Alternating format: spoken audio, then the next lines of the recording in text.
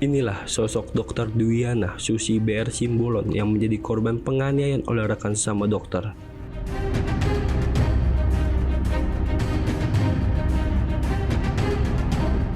Korban menceritakan bahwa peristiwa tersebut terjadi pada bulan November 2024 lalu di sebuah klinik yang berlokasi di Jalan Karya 4, Kota Medan.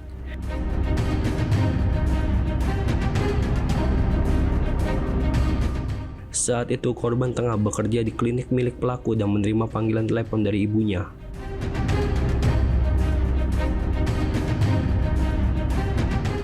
Pelaku yang saat itu merasa curiga menganggap bahwa korban tengah merekam percakapan mereka.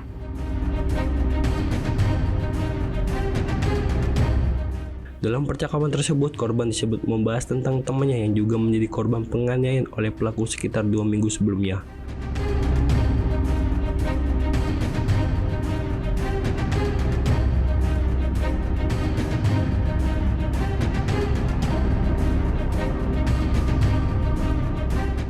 Tak terima, pelaku kemudian merampas handphone dari tangan korban dan langsung menganiaya korban secara membabi buta hingga tersungkur.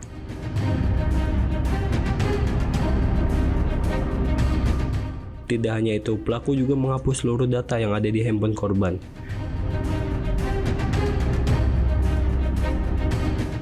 Waktu itu kita lagi bicara soal masalah kerjaan, terus tiba-tiba handphone saya dering, ibu saya manggil, tapi nggak sempat saya angkat. Saya izin minta angkat HP dulu karena kan yang nelpon bukan siapa ya, orang tua saya. Jadi di situ dia curiga bahwasanya percakapan kita malam itu saya rekam. Jadi di situ dia langsung minta handphone saya paksa. Tapi saya bilang itu bukan kapasitas dia untuk meriksa handphone saya. Kemudian tanpa basa-basi dia bangun dari tempat duduknya, langsung dia hantamnya saya, dipukul kayak gini, dipukul. Jadi bibir atas saya bagian dalam sempat pecah, robek. Terus rahang saya juga sini sempat lebam. Terus saya jatuh tersungkur, di situ saya dihajar membabi buta. Ini sempat lebam semua sini, paha saya juga. Begitu karena saya udah tersungkur, di situ dia ambil handphone saya paksa. Terus dipaksanya saya untuk buka handphone. Udah gitu saya dimaki-maki, dibilang pokoknya dengan kata-kata yang nggak wajar dikeluarkan oleh seorang dokter spesialis. Kalau permasalahan dengan saya nggak ada, cuman dia melibatkan saya dengan permasalahan asmara dia ya.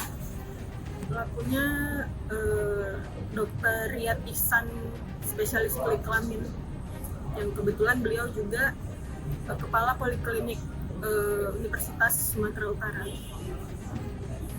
Dia sebagai owner juga di situ di klinik. Iya. Udah ngelapor kita kan? Sudah saya sudah buat laporan polisi, sudah visum, semua bukti-bukti juga sudah kita serahin ke kepolisian. 2 minggu sebelum kejadian saya dia mukul perempuan juga. Jadi kemungkinan itu yang mau dia hapus. Kuasa hukum korban Redianto Sidik Jambak turut menunjukkan sejumlah luka yang diderita akibat penganiayaan tersebut.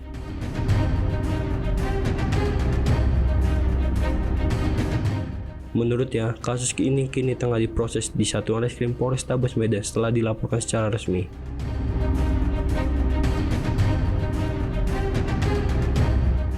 Ia berharap pihak kepolisian dapat menangani perkara ini secara profesional. Terakhir kami tadi koordinasi dengan penyidik tadi pagi.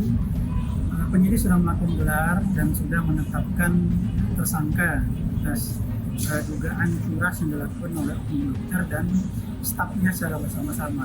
Kita juga masih menunggu sudah resmi setiap waktunya, dan kita berharap agar Polres bisa juga mengatasi perkara ini dan melakukan konfes apa motifnya sebenarnya, karena penyidiklah yang domain untuk menyampaikan motif dokter klien penganiayanya dan juga dirampas handphonenya, serta handphonenya itu juga dihilangkan isi-isinya. Ini ada apa? Ini domennya ke penyidik. Gitu. Hasil visum sudah ada dan sudah ada yang penyidik, dan penyidik berdasarkan dua alat bukti yang sah itu mereka sudah melakukan gelar dan menetapkan tersangka. Jadi tinggal melakukan proses hukum ya, karena kita berharap semuanya sama di mata hukum siapapun, termasuk juga oknum yang melakukan curas terhadap klien kami, juga harus